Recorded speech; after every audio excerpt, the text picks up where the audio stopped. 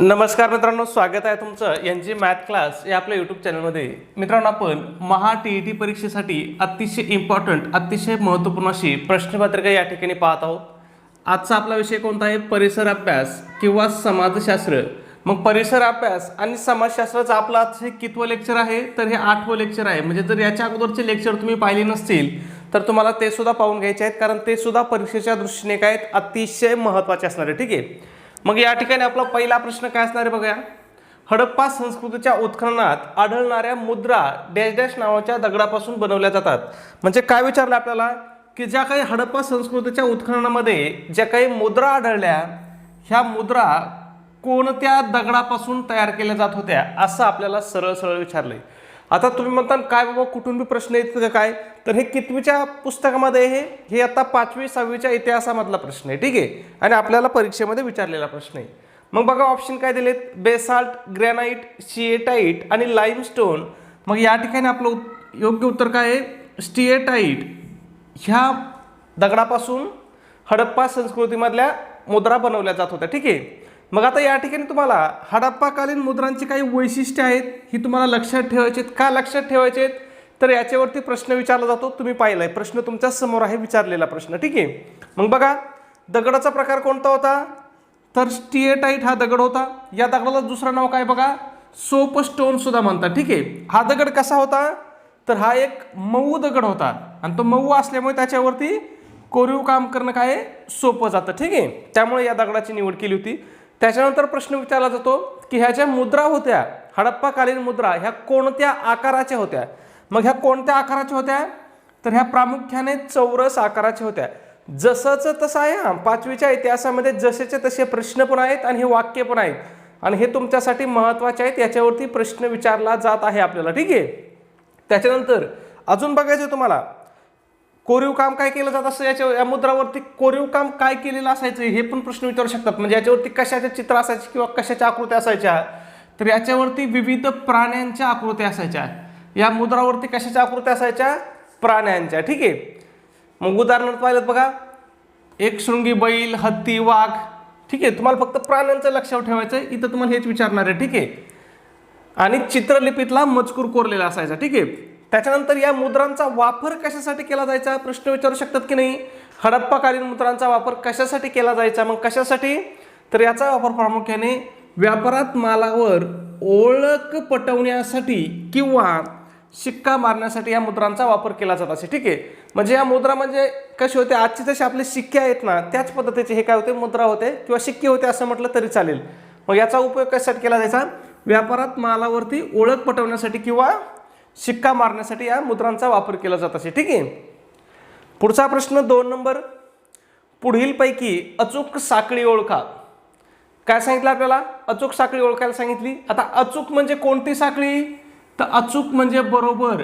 कोणती? बरोबर. अचूक म्हणजे बरोबर किंवा चूक नसलेली. ठीक आहे. मग हे लक्षात ठेवा. मग सम्राट अलेक्झांडर, तक्षशिला, कलिंगचे युद्ध, सम्राट चंद्रगुप्त मौर्य, जुनागड जवळ सुदर्शन तलाव, सम्राट अशोक, मगध सम्राट, इंडिका या ग्रंथाचे लेखक, सेक्युलस निकेटर, सिकंदरचा सेनापती, धनानंदचा पराभव. मग या ठिकाणी योग्य जोडी कोणती आहे? तर सम्राट चंद्रगुप्त मौर्य, जुनागड जवळ सुदर्शन तलाव, ही योग्य जोडी आहे. ठीक आहे. आता हे सगळं तुम्हाला बाकीचं सगळं स्पष्टीकरण देतो, घाबरू नका. ठीक आहे. मग बघा, सम्राट चंद्रगुप्त मौर्य याच्या काळातील गुजरातमधील जुनागड जवळ सुदर्शन तलावाचे निर्माण करण्यात आले होते. गिरनार हा कोणत्या पर्वतावरती तलाव आहे बघा? गिरनार पर्वतावर असलेल्या तलावाचा उल्लेख कुठे आढळतो? तर रुद्रामनच्या शिलालेखामध्ये आढळतो. याच्यावरती सुद्धा प्रश्न विचारलेला आहे की हा उल्लेख कुठे आढळला? तर रुद्रामनच्या शिलालेखामध्ये आढळला. ठीक आहे. हे लक्षात ठेवा. हे आपल्याला बरोबर होतं. आपलं उत्तर हे पर्याय क्रमांक 2 होतं. मग आता तुम्हाला बाकीचे पर्याय सुद्धा कुठं चुकलेत बघा. तुम्हाला सांगतो मी कुठं चुकलेत. आता इथं महत्वाचं आहे कलिंगचं युद्ध. मग हे कलिंगचं युद्ध कोणी केलं होतं? अलेक्झांडरने केलं होतं का? तर नाही. हे कलिंगचं युद्ध कोणी केलं होतं? सम्राट अशोकने केलं होतं. ठीक आहे. मग ह्या गोष्टी तुम्हाला लक्षात ठेवायच्यात. खाली घेतलेलं आहे, मी तुम्हाला सांगतो. कलिंगचं युद्ध कोणी केलं होतं? सम्राट अशोक लढले होते बघा. कलिंगचं युद्ध सम्राट अशोक. त्याच्यानंतर इंडिका हा ग्रंथ, या ग्रंथाचं लेखन कोणी केलेलं आहे बघा? मॅगेस्थेनिसने केलेलं आहे. खूप महत्त्वाचं आहे. आणि हा मॅगेस्थेनिस कोणाच्या दरबारात होता? याच्यावरती सुद्धा प्रश्न विचारलेला आहे. मग हा कोणाच्या दरबारात होता, तर चंद्रगुप्त मौर्याच्या दरबारामधला हा एक ग्रीक राजदूत होता. आणि त्याने कोणता ग्रंथ लिहिलेला आहे, इंडिका ग्रंथ लिहिलेला आहे. याच्यामध्ये कशाचं वर्णन आहे, तर याच्यामध्ये मौर्य साम्राज्याचं वर्णन आहे. ठीक आहे, महत्वाचा प्रश्न आहे, याच्यावरती वारंवार परीक्षेत प्रश्न विचारलेला आहे. त्याच्यानंतर धनानंदचा पराभव कोणी केला, हाही प्रश्न विचारला जातो. मग धनानंदचा पराभव कोणी केला होता, तर चंद्रगुप्त मौर्य यांनी धनानंदचा पराभव केला होता. ठीक आहे, महत्वाचं आहे, लक्षात ठेवा. मग इथं नंद घराण्याची सत्ता संपली होती आणि मौर्य घराण्याची सत्ता चालू झाली होती. म्हणजे नंद घराण्याचा शेवटचा राजा कोण होता, धनानंद होता. आणि मौर्य सम्राटामधला पहिला सम्राट कोण होता, मग चंद्रगुप्त होता. ठीक आहे, हे लक्षात ठेवायचं.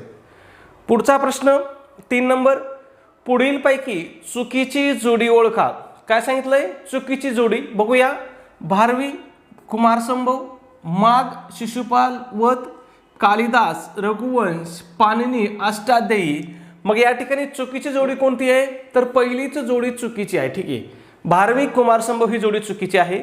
मग कुमारसंभव हे जे महाकाव्य आहे हे कोणी लिहिलेलं आहे, तर हे कालिदास यांनी लिहिलेलं आहे. आपल्याला इथं कोणी दिलंय, भारवी यांनी लिहिलं असं दिलंय. ठीक आहे, मग लक्षात ठेवायचं, कुमारसंभव हे महाकाव्य कोणी लिहिलेलं आहे, तर हे कालिदासाने लिहिलेलं हे आहे. आणि भारवी यांनी कोणतं लिहिलेलं आहे हे पण लक्षात ठेवा, त्याच्यावरती सुद्धा प्रश्न विचारू शकतात. मग भारवी यांनी किरातार्जुनीय हे महाकाव्य लिहिलेलं आहे. ठीक आहे, दोन्ही लक्षात ठेवायचं. त्याच्यानंतर माघ यांचं काव्य कोणतं किंवा ग्रंथ कोणता आहे, तर शिशुपाल वध आहे.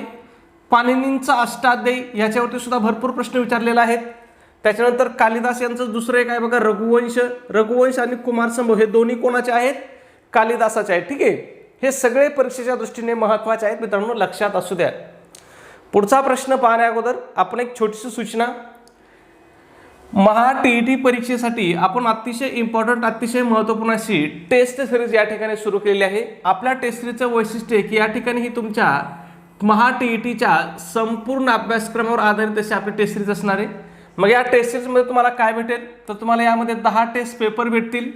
त्याचबरोबर आतापर्यंत झालेल्या टीईटीच्या सर्व प्रश्नपत्रिका तुम्हाला या ठिकाणी प्रोव्हाइड केल्या जातील किंवा दिल्या जातील. त्यासुद्धा तुम्हाला कशा दिल्या जातील, तर उत्तरासहित, म्हणजे या प्रश्नपत्रिकांची उत्तर सूची सुद्धा तुम्हाला या ठिकाणी प्रोव्हाइड केली जाईल, आतापर्यंत झालेल्या सगळ्या प्रश्नपत्रिका. आणि ह्या तुमच्या अभ्यासाच्या दृष्टीने काय असणार आहेत, अतिशय इम्पॉर्टंट असणार आहे. ठीक आहे, त्याचबरोबर या ठिकाणी तुम्हाला फ्रीमध्ये आपण अतिशय IMP अशा नोट्स प्रोव्हाइड करणार आहोत. मग यामध्ये कोणकोणत्या विषयाच्या नोट्स भेटतील तुम्हाला बघा, मराठी असेल, हिंदी असेल, गणित बुद्धिमत्ता असेल, इतिहास असेल, भूगोल असेल, त्याचबरोबर मानसशास्त्राच्या सुद्धा अतिशय IMP, अतिशय इम्पॉर्टंट अशा नोट्स तुम्हाला या ठिकाणी प्रोव्हाइड केल्या जातील. ठीक आहे, त्याचबरोबर अजून एक महत्त्वाचं, तुम्हाला माहिती आहे टीईटी परीक्षेमध्ये इयत्ता 4थी ते 8वी म्हणजे 4थी, 5वी, 6वी, 7वी या पुस्तकाच्या नोट्स सुद्धा तुम्हाला या ठिकाणी प्रोव्हाइड केल्या जातील. मग याच्यामध्ये इतिहास असेल, भूगोल असेल, राज्यशास्त्र असेल आणि विज्ञान असेल. आता ह्या नोट्समधून बघा, ज्याचा पेपर पहिला आहे त्यांच्यासाठीचा परिसर अभ्यास आणि ज्याचा पेपर दुसरा आहे त्यांच्यासाठी समाजशास्त्र. ठीक आहे, समाजशास्त्र हे दोन्ही विषय या ठिकाणी कोणत्या, ह्या 3 विषयातून म्हणजे इतिहास, भूगोल, राज्यशास्त्रामधून हे कव्हर होणार आहेत. म्हणजे या ठिकाणी तुम्ही 25 मार्क, 30 पैकी 25 मार्क सहज या नोट्सच्या आधारे घेऊ शकता. ठीक आहे, कशामध्ये, परिसर अभ्यास किंवा समाजशास्त्रामध्ये.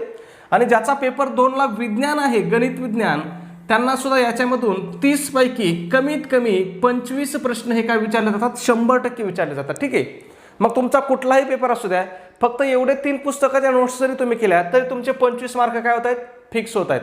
आणि जर तुम्ही सगळ्या नोट्सचा अभ्यास केला, आता इथं 25 होत आहे, मानसशास्त्राचे सुद्धा एकदम डिटेल्स नोट आहेत, मी लिहून देतो, कमीत कमी 25 प्रश्न आपल्या नोट्समधून मानसशास्त्राचे येणार.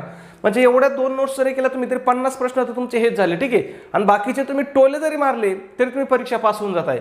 आणि जर सगळा अभ्यास तुम्ही केला तर 100पेक्षा जास्त मार्क आपले या ठिकाणी तुम्ही सहज मिळवू शकता. ठीक आहे, मग या सगळ्याची किंमत किती आहे, तर फक्त 200 रुपये किंमत आहे. त्याच्यामध्ये सुद्धा विद्यार्थ्याच्या मागणीस्तव आपली ऑफर चालू आहे. जर तुम्ही ऑफरनुसार जर आज आपली टेस्ट सिरीज घेतली तर ही तुम्हाला फक्त आणि फक्त काय होईल, 139 रुपयाला तुम्हाला ही टेस्ट सिरीज भेटेल. मग हे 139 रुपये तुम्हाला कुठं पे करायचे आहेत, तर गुगल पे असेल तुमच्याकडे, फोनपे असेल, त्या ठिकाणी आपला नंबर आहे 96 89 14 16 30. पुन्हा एकदा सांगतो, 96 हा आपला गुगल पे फोनपेचा नंबर आहे। या नंबरवरती काय करायचं, तुम्हाला 139 रुपये पाठवायचे आहेत आणि तुम्ही जे पैसे पाठवले, जे 139 रुपये पाठवले त्याचा एक काय करायचा, एक स्क्रीनशॉट काढायचा आणि हा स्क्रीनशॉट मला व्हॉट्सॲपला शेअर करायचा आहे। व्हॉट्सॲपला सुद्धा आपला हाच नंबर आहे 96 हाच आपला व्हॉट्सॲप नंबर आहे। व्हॉट्सॲपला तुमचा स्क्रीनशॉट मिळाल्याबरोबर 5 मिनिटाच्या आतमध्ये तुम्हाला संपूर्ण मटेरियल या ठिकाणी प्रोव्हाइड केलं जाईल, ठीक आहे। त्याचबरोबर बऱ्याच शिक्षक लोकांना किंवा विद्यार्थ्यांना काय होतं, गुगल पे फोनपेवरती पैसे पाठवण्यासाठी अडचण येते। मग जर तुम्ही मला व्हॉट्सॲपला मेसेज केला तर तुम्हाला त्या ठिकाणी स्कॅनर सुद्धा पाठवलं जाईल। स्कॅनरवरती पैसे पाठवणं काय आहे, सोपं आहे, सुरक्षित आहे आणि नंबर चुकून दुसऱ्याच व्यक्तीला पेमेंट होण्याचा धोका या ठिकाणी राहत नाही, ठीक आहे। मग तुम्ही जर मेसेज केला तर तुम्हाला स्कॅनर सुद्धा पाठवलं जाईल, ठीक आहे। पुढच्या प्रश्नाकडे जाऊ। आपला प्रश्न क्रमांक 4, भारतीय समाज सुधारक व त्यांनी स्थापन केलेल्या संस्था या संदर्भातील चुकीची जोडी ओळखा। आता काय सांगितलंय, समाज सुधारक आणि त्यांनी स्थापन केलेल्या ज्या संस्था आहेत त्यामधली आपल्याला चुकीची जोडी ओळखायला सांगितली। मग बघा, ब्राह्मो समाज राजाराम मोहन राय, परमहंस सभा दादोबा पांडुरंग तरखडकर, रामकृष्ण मिशन स्वामी दयानंद सरस्वती आणि शारदाश्रम पंडिता रमाबाई। मग यापैकी आपल्याला चुकीची जोडी ओळखायला सांगितली। मग चुकीची जोडी कोणती आहे, तर पर्याय क्रमांक 3 ही आपली चुकीची जोडी आहे, ठीक आहे। मग रामकृष्ण मिशनची स्थापना कोणी केली होती, तर ती स्वामी दयानंद सरस्वती यांनी केली नसून ही स्थापना कोणी केली होती, तर ही स्थापना स्वामी विवेकानंदांनी केली होती। आणि स्वामी विवेकानंदांनी रामकृष्ण मिशनची स्थापना कधी केली याच्यावरती सुद्धा प्रश्न विचारलेला आहे। मग कधी केली होती लक्षात ठेवा, 1 मे 1897, पाठच ठेवायचं। त्याच्यानंतर इथं अजून एक प्रश्न विचारला जातो की स्वामी विवेकानंद यांनी रामकृष्ण मिशनची स्थापना कोणाच्या स्मरणार्थ केली होती, तर कोणाच्या स्मरणार्थ, तर स्वामी विवेकानंदाचे जे काही गुरु होते, कोण होते त्यांचे गुरु, तर रामकृष्ण परमहंस यांच्या स्मरणार्थ त्यांनी काय केलं होतं, रामकृष्ण मिशनची स्थापना केली होती, ठीक आहे। खूप महत्त्वाचं आहे, लक्षातच ठेवायचं, ठीक आहे। त्याच्यानंतर ब्राह्मो समाजाची स्थापना कोणी केली होती, राजाराम मोहन राय यांनी केली होती, हे बरोबर आहे, ठीक आहे। मग ही स्थापना कधी केली होती हेही तुम्हाला विचारलं जातं। मग कधी केली होती, तर 1828 मध्ये। कुठं केली होती याच्यावरती सुद्धा प्रश्न विचारला जातो। मग ही कुठं केली होती, तर ही कलकत्ता या शहरामध्ये त्यांनी ब्राह्मो समाजाची स्थापना केली होती। कुणी, राजाराम मोहन राय यांनी, ठीक आहे। त्याच्यानंतर परमहंस सभेची स्थापना कोणी केली, दादोबा पांडुरंग तरखडकर यांनी केली, बरोबर आहे। कधी केली हे विचारलं जातं। मग ही 1849 केली होती। आणि या संस्थेचं वैशिष्ट्य काय होतं, तर ही गुप्तपणे काम करत होती, हे महत्त्वाचं आहे, लक्षात ठेवा। ही गुप्तपणे कार्य करणारी सभा होती परमहंस सभा। स्थापना दादोबा पांडुरंग तरखडकर, कधी 1849, कुठं, तर मुंबई या ठिकाणी, ठीक आहे। याच्यावरती सुद्धा प्रश्न विचारला जातो, ठीक आहे। त्याच्यानंतर शारदा आश्रमची स्थापना कोणी केली होती, पंडिता रमाबाईंनी केली होती, बरोबर आहे। कधी केली होती, 1889। कुठं केली होती, आता हे लक्षात ठेवा, त्यांनी कुठं स्थापना केली होती, तर ही मुंबईला स्थापना केली होती। परंतु पुढच्या वर्षी म्हणजे 1890 त्यांनी या संस्थेचं स्थलांतर कुठं केलं, पुणे या ठिकाणी केलं। मग लक्षात ठेवा, ही संस्था कुठं होती, काम कुठं केलं या संस्थेने, पुण्यात केलं, पण स्थापना कुठं झाली, मुंबईमध्ये झाली। हा फरक लक्षात ठेवा। सरळ सरळ प्रश्न विचारू शकतात की पंडिता रमाबाई यांनी शारदाश्रमची स्थापना कुठे केली, आणि तुम्हाला पहिलंच ऑप्शन देतील पुणे आणि चौथं ऑप्शन देतील मुंबई।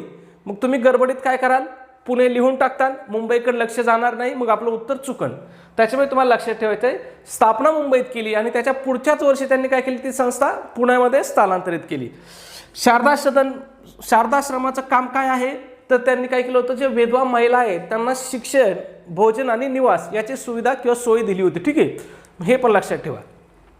त्याच्यानंतर स्वामी दयानंद सरस्वती यांनी काय केलं होतं, इथं आपल्याला ऐका ना, स्वामी दयानंद सरस्वती, मग यांनी कशाची स्थापना केली होती, तर यांनी आर्य समाजाची स्थापना केली होती। कशाची स्थापना, आर्य समाजाची स्थापना। कधी केली होती, 1875। कुठं केली होती, मुंबई या ठिकाणी, ठीक आहे। म्हणजे ह्या गोष्टी तुम्हाला सगळ्या लक्षात ठेवायच्यात।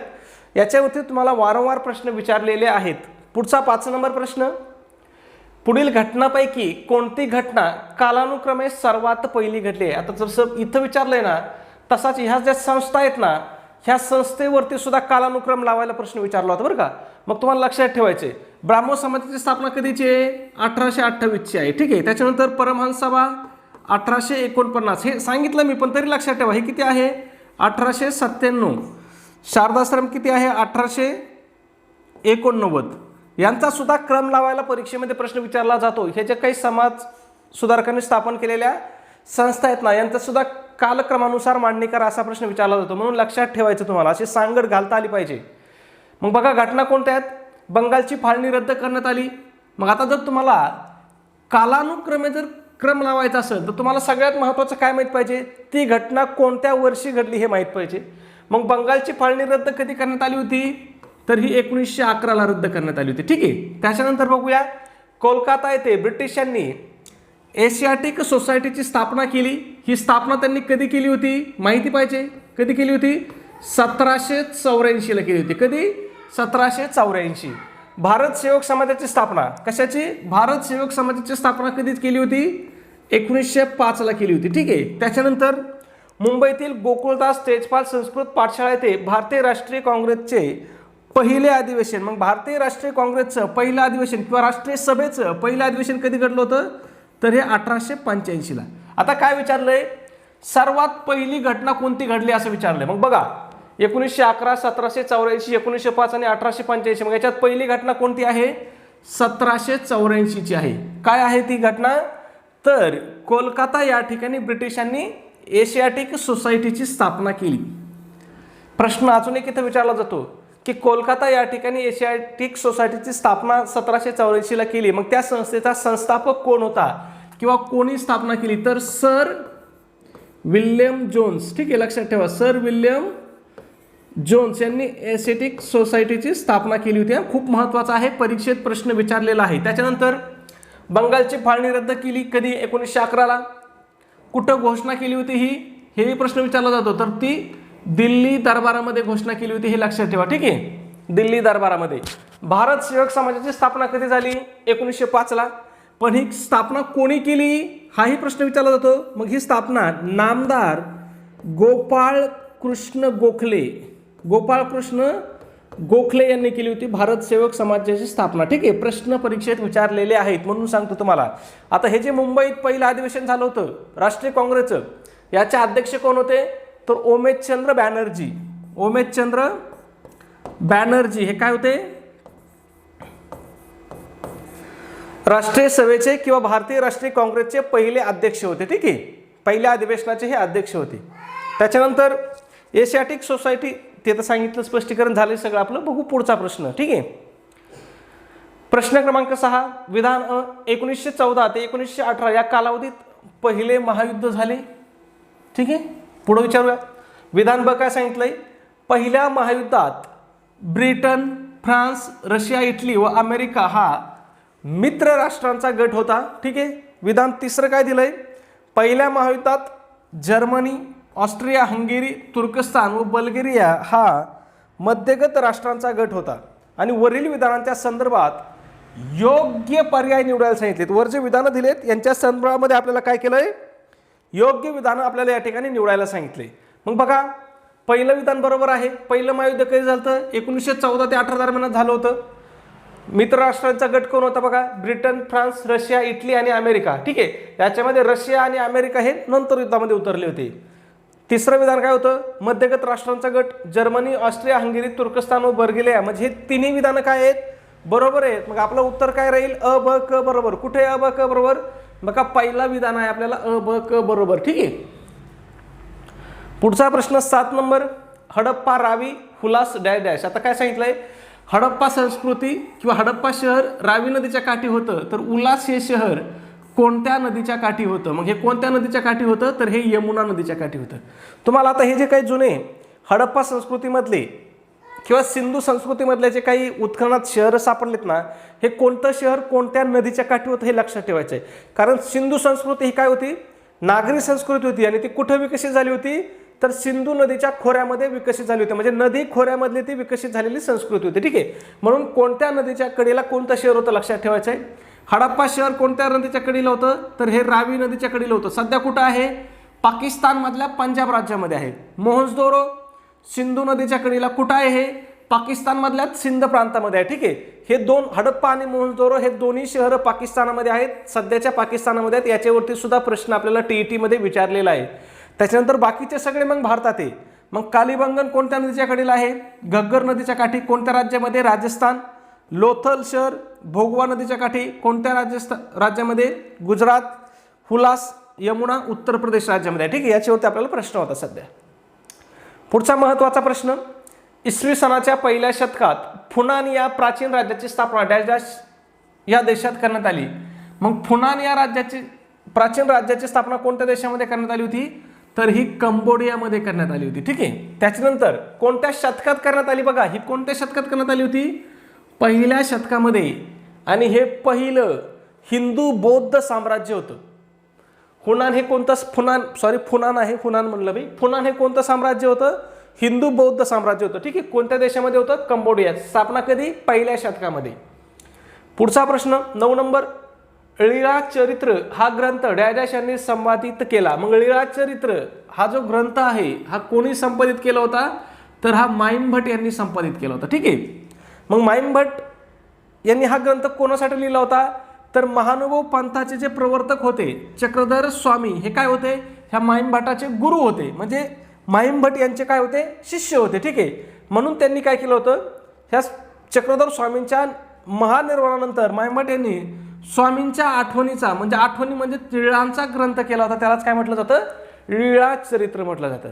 मग प्रश्न असा सुद्धा विचारला जाऊ शकतो की माईमभट यांनी लिहिलेल्या लीळा चरित्र या ग्रंथामध्ये कुणाच्या आठवणीचा संग्रह आहे? तर कुणाच्या? चक्रधर स्वामींच्या आठवणीचा. चक्रधर स्वामींनी कशाची स्थापना केली होती? तर महानुभव पंथाची. हे सुद्धा लक्षात ठेवा, प्रश्न परीक्षेमध्ये विचारलेला आहे. ठीक आहे, त्याच्यानंतर हे बाकीचे जे 2 ऑप्शन आहेत आपल्याला, ऑप्शन क्रमांक 3 होता बघा, महदंबा. मग ह्या कोण होत्या? तर ह्या मराठीतील पहिल्या कवयित्री मानल्या जातात. मग प्रश्न विचारला जाऊ शकतो की नाही, खालीलपैकी कोणाला मराठीतील पहिली कवयित्री म्हणतात? तर कुणाला म्हणतात? महदंबा यांना म्हणतात. आणि यांची कोणत्या प्रकारची काव्यरचना केली? तर ढवळे या प्रकारची काव्यरचना केली. त्याच्यानंतर केशवदास कोण होते? तर हे ज्यांनी काय केलं बघा, चक्रधर स्वामींच्या वचनाचे संकलन करून सिद्धांत सूत्रपाठ हा ग्रंथ तयार केला होता. दोन्ही लक्षात ठेवा, प्रश्न विचारू शकतात. आझाद हिंद सेनेची स्थापना कोणी केली? आता बघा, आझाद हिंद सेनेची स्थापना, आझाद हिंद सेना म्हटली की आपल्या समोर कोण आठवतं? सुभाषचंद्र बोस आपल्या डोळ्यासमोर येतात. ते त्यांचा कॅप्टन, तो पोशाख, ती टोपी येतं की नाही आपल्या डोळ्यासमोर चित्र. ठीक आहे, परंतु लक्षात ठेवा इथं काय विचारलंय? स्थापना कोणी केली? मग स्थापना कोणी केली होती? तर रास बिहारी बोस यांनी स्थापना केली होती. ठीक आहे, आणि आझाद हिंद सेनेचं नेतृत्व कोणी केलं असा जर प्रश्न विचारला तर आपल्याला उत्तर येईल नेताजी सुभाषचंद्र बोस. फरक लक्षात ठेवा, स्थापना विचारली तर रासबिहारी बोस, नेतृत्व विचारलं तर नेताजी सुभाषचंद्र बोस. ठीक आहे, आणि रासबिहारी बोस यांना स्थापना करण्यासाठी सहकार्य कोणी केलं होतं? तर मोहन सिंग यांनी सहकार्य केलं होतं. ठीक आहे, मग स्थापना कधी केली बघा रासबिहारी बोस यांनी? कुठं केली? तर जपानमधील टोकियो या ठिकाणी स्थापना केली होती. स्थापना करताना त्यांनी काय केलं होतं? तर जपानच्या ताब्यात असलेलं जे काही भारतीय युद्ध कैदी होते त्यांना एकत्र करून त्यांनी ही स्थापना केली होती. आणि नेतृत्व कोणी केलं? तर रासबिहारी बोस यांनी सेनेचं नेतृत्व सुभाषचंद्र बोस यांच्याकडे सोपवलं होतं. नेताजींनी सिंगापूर या ठिकाणी आझाद हिंद सरकार स्थापन केलं. याच्यावरती सुद्धा प्रश्न विचारलेला आहे. ठीक आहे, नेताजी सुभाषचंद्र बोस यांनी आझाद हिंद सरकारची स्थापना कुठं केली? प्रश्न विचारलेला आहे, कुठं केली होती? सिंगापूर या ठिकाणी. ठीक आहे, पुढचा प्रश्न बघूया. त्याच्यानंतर अजून एक ऑप्शन बघा आपल्याला, डॉक्टर लक्ष्मी स्वामीनाथनचा, महत्त्वाचा आहे. डॉक्टर लक्ष्मी स्वामीनाथन हे काय होत्या? आझाद हिंद सेनेतील महिलांच्या झाशीची राणी या पथकाचं नेतृत्व यांनी केलेलं आहे. हाही प्रश्न आपल्याला TET मध्ये विचारलेला आहे. ठीक आहे, पुढचा प्रश्न 11 नंबर, प्लासीच्या लढाईत बंगालचा नवाब सिराज उद्दौला याचा पराभव झाला. तुम्हाला सगळ्यांना माहिती आहे प्लासीच्या लढाईमध्ये कोणाचा पराभव झाला होता? तर बंगालचा जो काही नवाब होता सिराज उद्दौला याचा पराभव झाला होता. पण हा इथं काय विचारलंय? पराभव का झाला त्याचं कारण विचारलंय. मग बघूया कारण काय होतं. मीर जाफर याच्या नेतृत्वाखाली नवाबाचे लष्कर युद्धात उतरले. मीर कासिम याने इंग्रजांच्या बेकायदेशीर व्यापाराला आळा घालण्याचा प्रयत्न केला. रॉबर्ट क्लाइव्ह याने केलेली मत्सुद्देगिरी. ब्रिटिश ईस्ट इंडिया कंपनीला बंगालच्या सुब्यात दिवाणी अधिकार मिळाले. आता हे दिवाणी अधिकार कधी मिळाले होते? हे पुढच्या बक्सारच्या युद्धानंतर मिळाले होते. ठीक आहे, मग याचं योग्य उत्तर काय आहे? रॉबर्ट क्लाइव्ह याने केलेली मत्सुद्देगिरी हे याचं योग्य उत्तर आहे. मग बघा आता तुम्हाला प्लासीच्या लढाईवरती खूप महत्त्वाचं आहे, लक्षात ठेवायचं आहे. प्लासीची लढाई कधी झाली? तारखेसहित लक्षात ठेवा. 23 जून 1757. कधी? 23 जून 1757. त्याच्यानंतर ही इंग्रजांनी बघा लष्करी ताकदीवर नव्हे तर कपट नीतीने आणि मुत्सद्दीगिरीमुळे इंग्रजांना या ठिकाणी काय विजय मिळाला होता.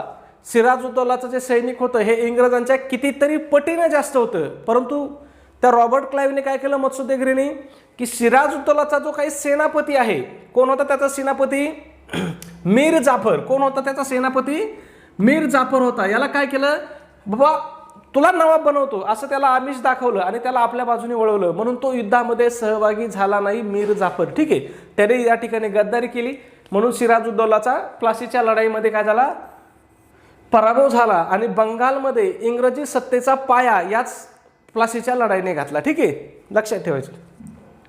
पुढचा प्रश्न 12 नंबर. पुढील कोणते वैशिष्ट्ये आधुनिक इतिहास लेखनामध्ये आधुनिक इतिहास लेखन पद्धतीमध्ये समाविष्ट नाही. आता हे काही प्रश्न असे असतात की जे प्रश्नांना तुम्हाला अभ्यासाची गरज नाही, फक्त तुम्ही पर्याय जर व्यवस्थित वाचली ना तर तुम्ही उत्तर काढू शकता. ठीक आहे, मग बघा शास्त्रशुद्ध पद्धती वैशिष्ट्य आहे ना, पण आपल्याला काय विचारलंय, नाही असं विचारलंय. बघूया मग. शास्त्रशुद्ध पद्धती मानवी कृतीचा संबंध दैवी घटनाशी जोडण्याचा प्रयत्न करणे. सध्या आता हे आधुनिक इतिहासात विचारले म्हणल्यावर सध्याच्या विचारामध्ये मानवी कृतीचा संबंध आपण दैवी घटनाशी जोडतो का, तर नाही जोडत. मग हेच आपलं उत्तर असणार आहे, कारण हेच आधुनिक इतिहासाचं वैशिष्ट्य नसणार आहे. ठीक आहे, मग बाकीचे आधुनिक इतिहासाचे वैशिष्ट्य आहेत कोणते आहेत बघा, शास्त्रशुद्ध पद्धती, मानव केंद्रित प्रश्न आणि विश्वासार्ह पुराव्यांचा आधार. ठीक आहे, पुढचा प्रश्न जंतर मंतर जयपूर राणी की वाव डॅश डॅश. मग जंतर मंतर कुठं आहे, जयपूरला आहे, तर राणी की वाव कोणत्या ठिकाणी आहे असं आपल्याला विचारलंय. मग राणी की वाव कुठं आहे, पाटण गुजरात या ठिकाणी आहे. राणीची वाव तुमच्या लक्षात आलं बघा, 200 रुपयाच्या नोटीवरती जे चित्र आहे ना ती राणी की वाव आहे. ठीक आहे, मग ही कुठं आहे, पाटणमध्ये आहे. पाटण कोणत्या राज्यामध्ये आहे, गुजरात. आता पाटण आणि पाटणा याच्यामध्ये कन्फ्यूज होऊ नका, हे पाटण आहे, पाटणा नाही. ठीक आहे, मग राणीची विहीर ही गुजरातमधील पाटणा शहरात स्थित असून हे ऐतिहासिक ठिकाण असून युनेस्कोने याचा समावेश जागतिक वारसा स्थळामध्ये केलेला आहे. हे महत्त्वाचं आहे. ठीक आहे, जेवढे काही भारतातले जागतिक वारसा स्थळ आहेत ना यांच्यावरती आपल्याला वारंवार प्रश्न विचारलेले आहेत. त्याच्यामुळे ते कोणतं ठिकाण कोणतं स्थळ कोणत्या ठिकाणी आहे ना हे तुम्हाला माहिती पाहिजे. पुढचा प्रश्न आहे गटातनं बसणारे शहर ओळखा. योधे, मालव, शूद्रक, लिच्छवी. तुम्ही म्हणता सर हे कुठून प्रश्न आले, TET वाले कुठून प्रश्न टाकतात, तर घाबरू नका, हे सगळे प्रश्न कुठून आलेले आहेत, आपल्या शालेय पुस्तकामधले प्रश्न आहेत. ठीक आहे, कुठले प्रश्न आहेत, शालेय पुस्तकामधले. म्हणून तुम्हाला TET परीक्षेचा अभ्यास करताना तुम्हाला जास्तीत जास्त काय करायचं आहे, शालेय पुस्तकांचा अभ्यास करायचा. विशेषतः कोणत्या विषयासाठी, तुमचा परिसर अभ्यास असेल शाळेतल्या पुस्तकाच्या बाहेर एकही प्रश्न जात नाही. तुमचं समाजशास्त्र असेल शाळेतल्या पुस्तकाच्या बाहेर एकही प्रश्न जात नाही. तुमचं विज्ञान असेल शाळेच्या पुस्तकाच्या बाहेरचा एकही प्रश्न जात नाही. म्हणजे हे 3 विषय याच्यामध्ये शाळेतल्या पुस्तकाच्या बाहेरचा प्रश्नच विचारला जात नाही. ठीक आहे, तसंच गणिताचं सुद्धा आहे. 70% गणित हे 10वी पर्यंतच्या गणितामधल्या पुस्तकातलंच विचारलं जातं. ठीक आहे, मग इथं बघा योधे, मालव, शूद्रक आणि लिच्छवी आहेत. मग यापैकी गटातनं बसणारं शहर कोणतं आहे, तर हे लिच्छवी शहर आहे. मग हे बाकीचं लक्षात ठेवा. बघा आता बघा योधे, मालव आणि शूद्रक हे काय आहे, तीनही उत्तर पश्चिम म्हणजे वायव्य भारतामध्ये किंवा पश्चिम भारतातली आणि मुख्याने म्हणजे सध्याच्या पंजाब राजस्थानमध्ये असलेले हे गणसंघे किंवा लोकसत्ताक राज्य होते. आणि यांनी काय केलं होतं, ज्यावेळेस अलेक्झांडर म्हणजे सिकंदरनी आक्रमण केलं होतं त्यावेळेस या गणराज्यांनी ग्रीक सैन्याशी काय केला होता, जोरदार लढा दिला होता.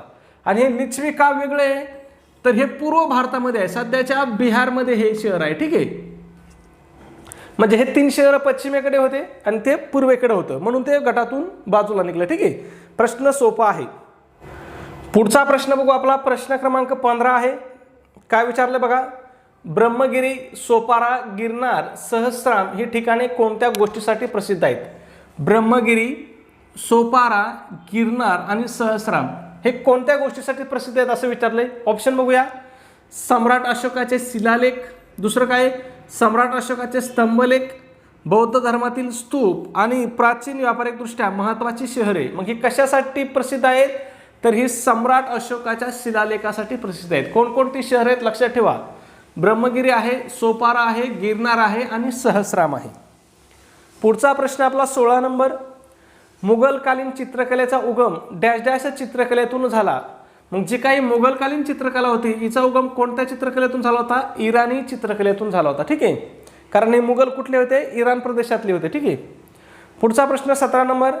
कामगार नेते फी सुबैया ढळढळच्या सत्तेच्या ताब्यातील भागाच्या स्वातंत्र्यासाठी कार्य करत होते. कोणते नेते? कामगार नेते फी सुबैया कोणत्या सत्तेच्या ताब्यातील स्वातंत्र्यासाठी कार्य करत होते? तर हे फ्रेंच सत्तेच्या ताब्यातील. मग फ्रेंचच्याकडे कोणता प्रदेश होता?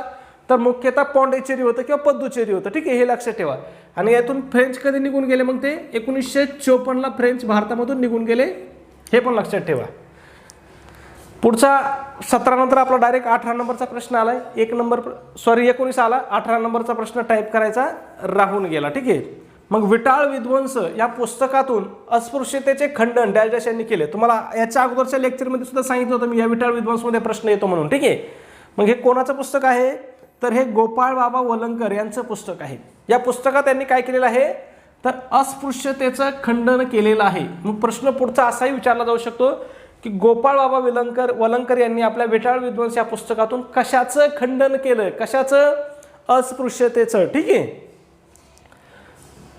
किंवा असाही प्रश्न विचारला जाऊ शकतो की गोपाळ बाबा वलंकर यांनी कोणत्या पुस्तकामधून अस्पृश्यतेचं खंडन केलं? मग कोणत्या पुस्तकामधून? विटाळ विध्वंस या पुस्तकामधून. ठीक आहे. पुढचा प्रश्न आपला. बहरजी नाईक हेर खात्याचे प्रमुख प्रतापराव गुजर डॅश. म्हणजे बघा, बहरजी नाईक काय होते? हेर खात्याचे प्रमुख होते. माहिती आहे तुम्हाला सगळ्यांना, बरोबर आहे.